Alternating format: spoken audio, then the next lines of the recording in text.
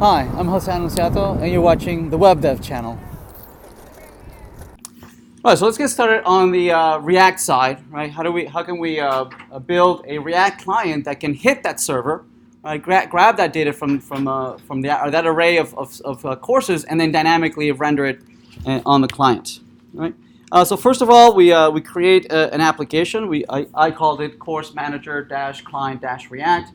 This is to distinguish it for what we're going to do later in a couple of weeks. We're going to start with Angular.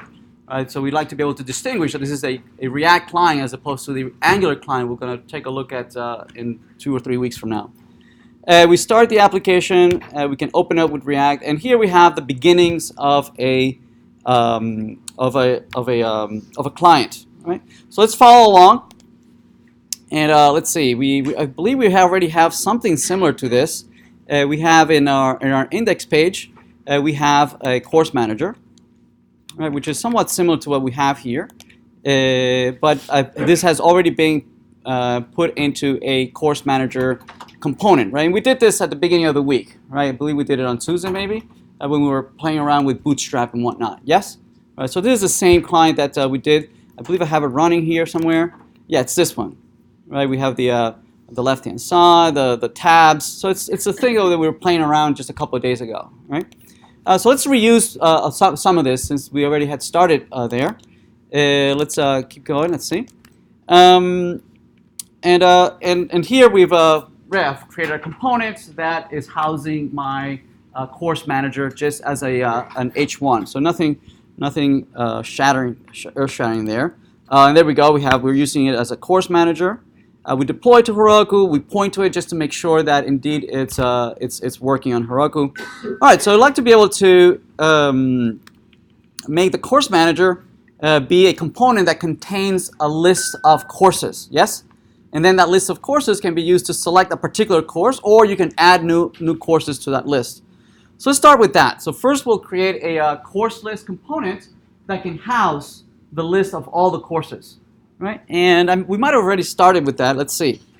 We have here course manager that contains. Let's see. Actually, we didn't. Right, we were just playing with course cards. That's all we did. All right. So let's follow our slides. Let's build a course list. Right, like here. Let's create a course list. So this will be course list JS. And this will be, let me just copy this. And this is just what? This is a constructor. It's a dummy constructor. It's not really doing anything. It's rendering a course list just as an H2. That's all it is, right?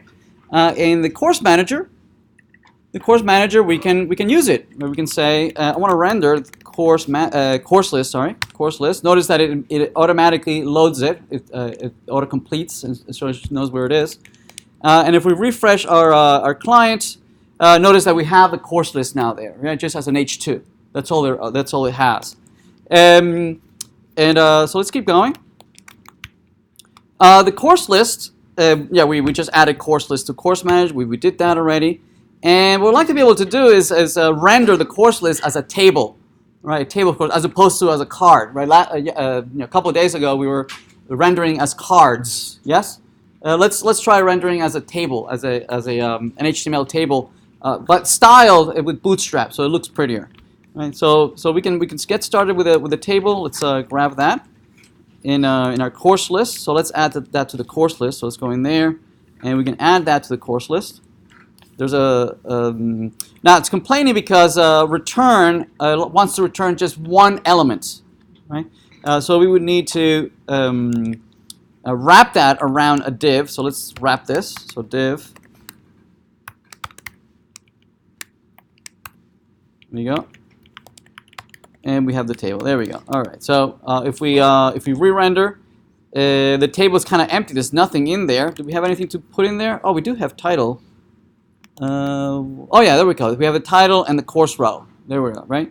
Let's style this so that it looks somewhat prettier. We can say table class name equal table. That's one of Bootstrap's classes. And notice that it adds some borders, right? And it looks somewhat more presentable. We can keep going. So instead of hard coding the rows here for each one of the courses, we'll declare each one of the rows a component itself, right? That we can parameterize it, right? We can pass it the course object, and then internally it can use the title of the course to render the title of that course, right? We'll use a parameterized course row, right? So let's declare. I forget. Is it a course row? So this is going to be a component, right? As opposed to as a container. Yeah. So let's put it in the components. So let's create it under there.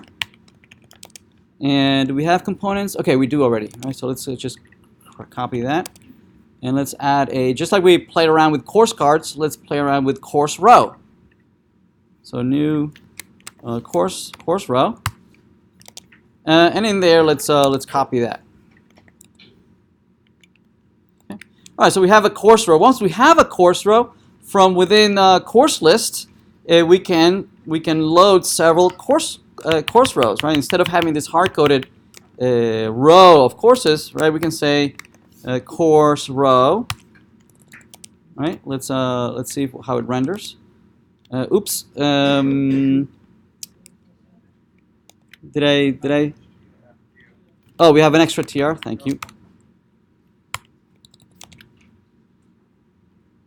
There we go. We have a course row, right? And the course row right now is rendering just as a single row, right? Single row, single column. Okay. Nothing interesting there. Okay, so we can just display multiple course rows just to show that we can have any number of course rows there, and it renders as multiple rows. There we go. Yes, they're all hard-coded rows. All right, so let's keep going. So now what we want to do is, instead of hard-coding those rows, we would like to be able to maybe iterate over them, right? Like we did, I believe we did this yesterday. Right? We iterated over an array of objects, and we render them dynamically, but we want to do that from data that we're getting from the server, not from data that we have hard-coded here on the client. All right, we know how to do that already. So let's do that next. I hope you've enjoyed the video. Please subscribe, like the video, and share it. Thanks.